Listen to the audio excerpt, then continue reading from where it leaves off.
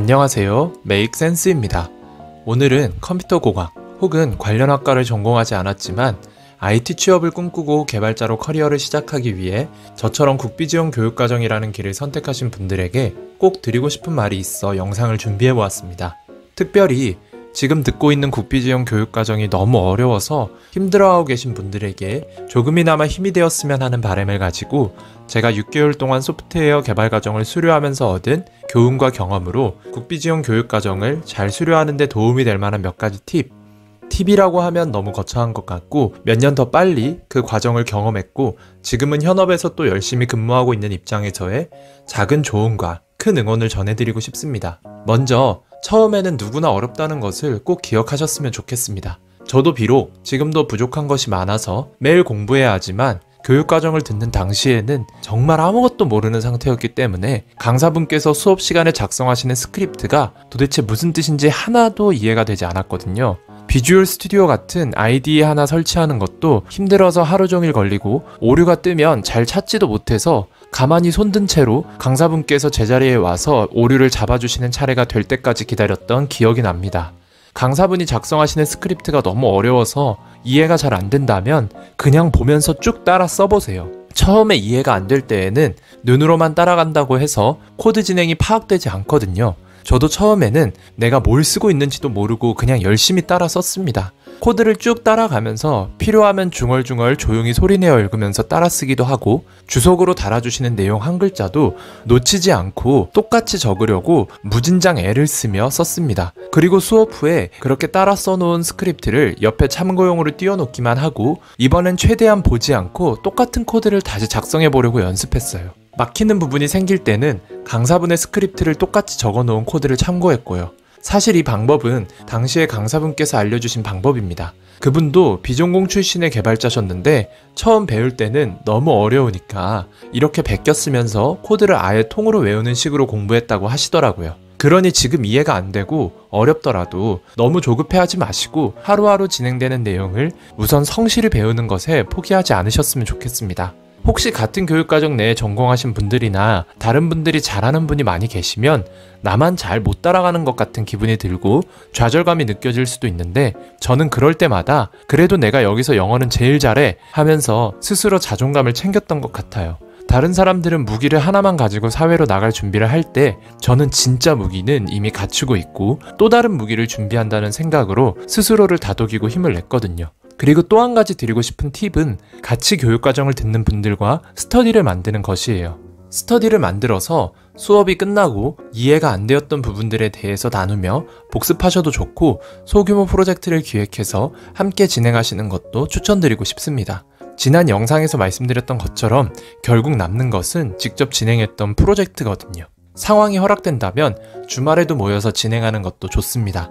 정규 수업을 듣는 것만으로도 힘든데 저녁에 남아서 공부를 하거나 주말까지 모여서 스터디를 진행하는 것이 너무 고되게 느껴질 수도 있고 이런 얘기가 부담스럽게 들리거나 혹은 너무 과장하는 것 아닌가 생각하실 수도 있지만 사실 취업을 준비할 때 그리고 취업한 이후에도 주니어 레벨 때 고생해서 배울 수 있는 것이 오히려 좋은 기회이고 이때 많이 배우고 내 것으로 남겨놓아야 나중에 정말 대우받으면서 일할 수 있게 되는 것 같습니다. 같이 근무한 분들 중에 관련 기술로 책을 쓰신 분들도 계셨는데 다들 연차가 오래되지 않았던 시절에 사서 고생하며 배우는 것을 망설이지 않으셨더라고요. 그 중에는 왕복으로 4시간 이상 걸리는 길을 매주 주말마다 다니면서 스터디를 참여하셨던 분도 계셨습니다. IT 취업이라는 길, 그리고 더 좁혀보면 개발자라는 직업에 대해서 언론이나 다양한 매체를 통해 편하게 돈 많이 버는 직업이라는 이미지가 어느 정도 만들어진 것이 아닌가 하고 조심스럽게 생각하고 있는데 사실 그 이면에는 여전히 과중한 업무 속에서 수시로 야근을 하는 경우도 많이 있고 소위 밥 먹고 잠자는 시간 빼고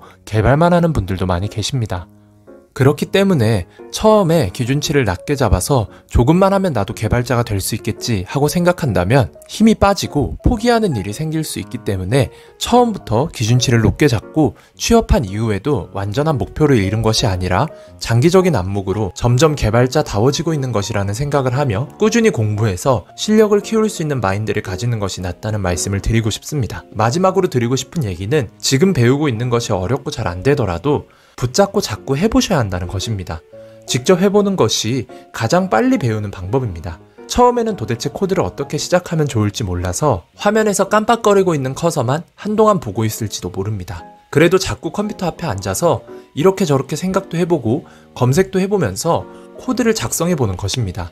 어차피 코드를 이상하게 작성하더라도 원하는 결과가 나오지 않거나 오류만 발생할 뿐이지 컴퓨터가 터지거나 내가 살고 있는 세상이 잘못되지 않거든요. 지금은 배우는 시기이고 실무에 적용되는 것도 아니기 때문에 작성하는 코드가 이상하다고 아무도 뭐라고 하지 않습니다. 오류를 두려워하지 않으셨으면 좋겠고 오히려 다양한 오류를 접하도록 노력하시고 그 오류에 익숙해지셨으면 좋겠습니다.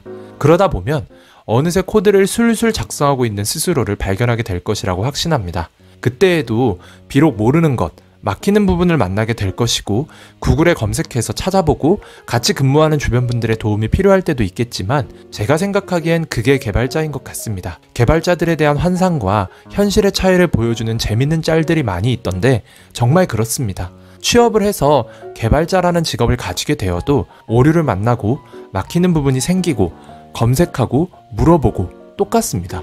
개발자의 그런 일종의 루틴에 익숙해져가는 과정이라고 생각하시고 시간과 노력을 투자해서 직접 이것저것 해보시는 것을 추천드립니다. 그리고 가능하다면 그 과정들을 PPT나 PDF 혹은 블로그에 기록해두세요. 서류 심사나 면접 때 분명히 도움이 될 때가 있을 것입니다.